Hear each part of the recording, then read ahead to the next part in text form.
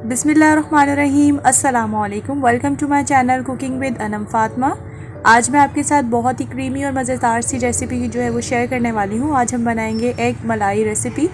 झटपट सी रेसिपी है ये, वही इंग्रेडिएंट्स हम इसमें यूज़ करेंगे जो हमारे किचन में मौजूद होते हैं। सिंपल सी रेसिपी, आप इसको ज़रूर ट्राई कीजिएगा और अपने घर वालों को ज़रूर सर्व कीजिएगा क्योंकि उनको ये बहुत पसंद आने वाली है। तो चलिए अपनी रेसिपी को स्टार्ट कर लेते हैं। 6 अंडे जो है वो मैंने यहाँ पर ले लिए हैं, जिसको मैं अच्छे से बॉईल कर चुकी थी। और बॉईल करने के बाद ये देखिए, इसको इस तरह से ना हम लोगों ने कट्स लगा लेने हैं ताकि जब हम इसको फ्राई करेंगे ना तो ये बहुत अच्छा सा टेस्ट इसके अंदर तक जाए। इसको इस तरह से बहुत हल्का हल्का कट लगाइएगा।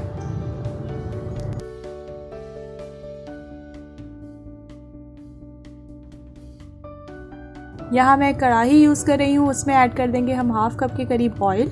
कुकिंग ऑयल हमने थोड़ा सा बस जस्ट गर्म करना है। उसके बाद हम इसमें ऐड कर देंगे अपने एग्स और इसको अच्छे से फ्राई कर लेना है। बस उतना, जब थोड़ा सा इसमें गोल्डन सा कलर आ जाए ना, बस उतना हमने इसको फ्राई करना है, ज़्यादा नहीं करेंगे। देखिए हल्का हल्का जैसे गोल्डन कलर आएगा ना तो बस हम इसको निकाल लेंगे।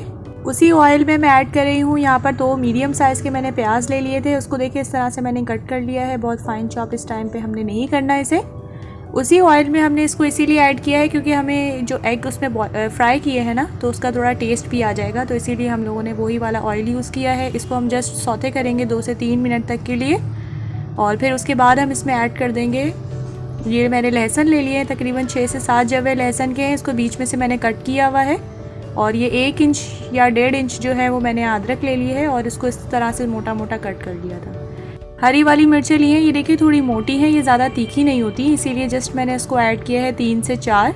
आप ना अपने टेस्ट के अकॉर्डिंग इसको एडजस्ट कर लिया करें।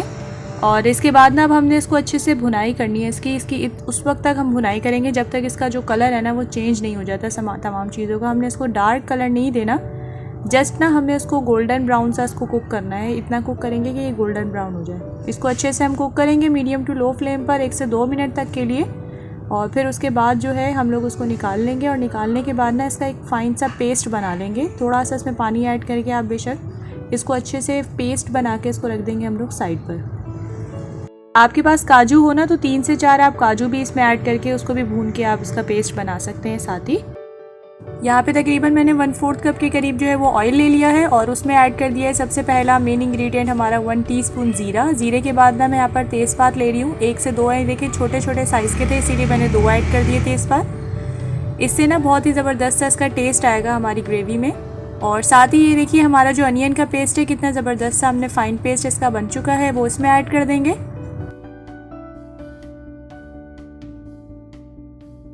अब जो ये पेस्ट है ना इसको हम 3 से 4 मिनट तक के लिए ना मीडियम टू लो फ्लेम पर अच्छे तरीके से कुक कर लेंगे ताकि इसका जो फ्लेवर है ना इसका और भी ज़्यादा इन्हेंस हो जाए।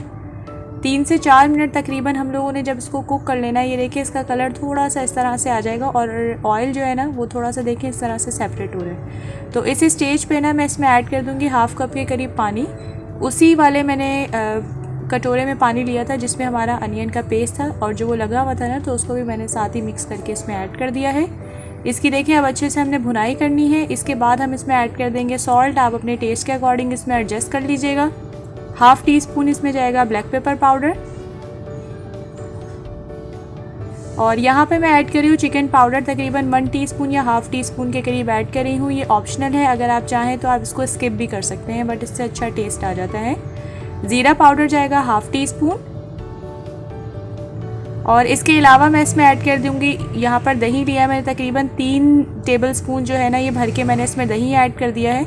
और आपको पता है जब भी हम कोई वाइट चीज़ इसमें ऐड करेंगे ना तो हमें जो फ्लेम है उसको बहुत ज़्यादा लो कर देना है ताकि हमारा जो वाइट जो भी चीज़ होती है जैसे क्रीम हो गई या दही हो गई वो फटे नहीं, वो ख़राब ना हो। तो ये ज़्यादातर हो जाता है, हमें अपनी मेहनत ज़ाया नहीं करनी, इसीलिए हमें ना इसको थोड़ा सा जो फ्लेम है इसको ऑफ़ कर दें या तो कम करके आप इसमें ऐड किया करें। थोड़ा सा उसको भूनने के बाद ना दही को अब मैं इसमें क्रीम ऐड करी हूँ। क्रीम भी मैं तकरीबन 3 से 4 टेबलस्पून ऐड करी हूँ।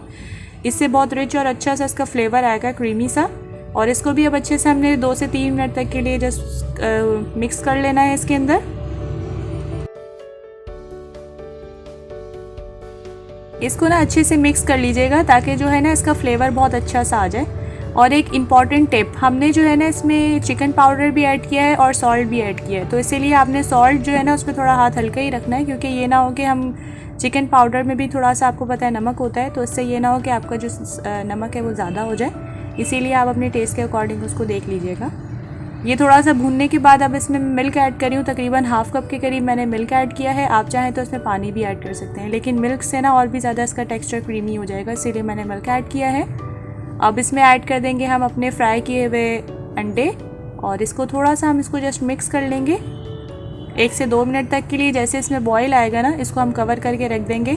4 से 5 मिनट तक के लिए मैं इसको मीडियम टू लो फ्लेम पर कवर करके रखा था मैंने, और इसका आप कलर चेक करें कितना ज़बरदस्त सा इसका कलर आया है। इसके अलावा अगर आपको ऑयल जो है अपने टेस्ट के अकॉर्डिंग भी आप ऐड कर सकते हैं। अगर आप हाफ़ कप जो है ऑयल आपके घर में यूज़ नहीं होता ना, तो आप अपने टेस्ट के अकॉर्डिंग इसको एडजस्ट कर लिया करें। गरम मसाला इसमें ऐड कर देंगे हम लास्ट में, ½ टी स्पून के करीब फ्रेश कोरिएंडर ऐड कर देंगे, ताकि इससे ज़बरदस्त सा इसका फ्लेवर भी अच्छा आता है और इसकी लुक वाइज भी अच्छा होता है। कसूरी मेथी मैंने ऐड की है लास्ट में, थोड़ी रोस्ट करके ऐड करेंगे क्योंकि उससे बहुत ही ज़बरदस्त सा इसका खुशबू और फ्लेवर आएगा, इसीलिए मैंने ½ टी स्पून कसूरी मेथी ऐड कर दी है।